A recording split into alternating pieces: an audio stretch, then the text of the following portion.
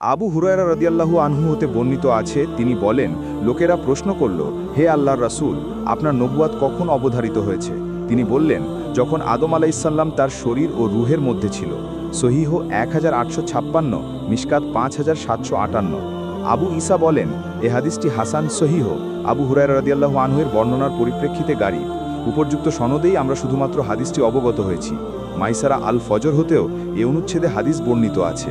আনাস ইবনু মালিক রাদিয়াল্লাহু আনহু হতে বর্ণিত আছে, তিনি বলেন, রাসূলুল্লাহ সাল্লাল্লাহু আলাইহি ওয়াসাল্লাম বলেছেন, যেদিন লোকদেরকে উঠানো হবে কবর হতে কিয়ামতের মাঠে, সেদিন আমি সর্বপ্রথম আত্মপ্রকাশকারী হব।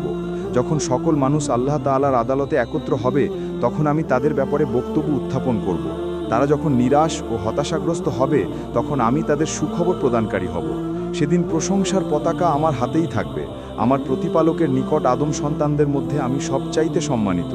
এতে গর্বের কিছু নেই। জয়ীফ, মিশকাত 5765।